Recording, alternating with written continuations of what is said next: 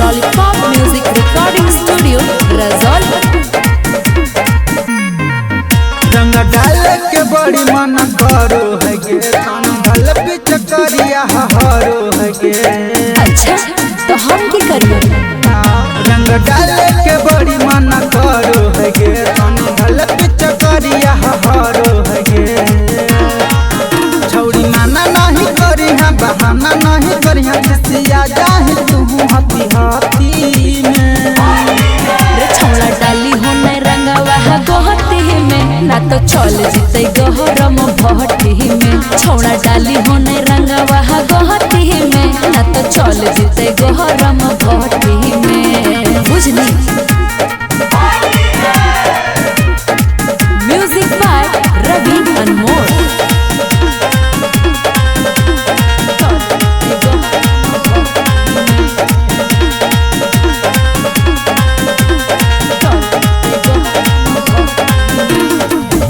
बात मन ले छौड़ी होली के महीना गे, या बनाई यारावा के बुझी हो नहीं कमीना गे। अच्छा गे सुनी गे कम धर रे छौड़ा है, अभी बनल नहीं हो खाना रे। बाद में डाल दी करबो नहीं माना रे। क्या समझ? रंग डाले के बड़ी मन करो है गे, भल पिच करिया हरो है गे। हमें ललका लगई बस सुखल का भी जेब, दर्द होखे नहीं देव कोनो पटी में। रे छौड़ा डाली हो नहीं रंगवा गोहती में, ना तो चल जीते गहरम भट्टी में। छौड़ा डाली हो नहीं रंगवा गोहती में, ना तो चल जीते गहरम भट्टी में।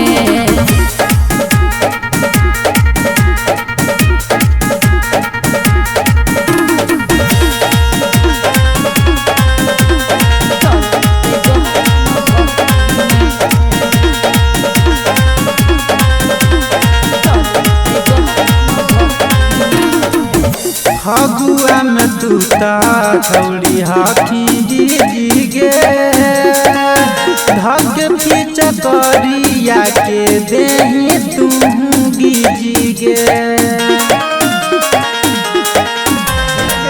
जहन से टुया के तू बुआ पहिले खाले रे।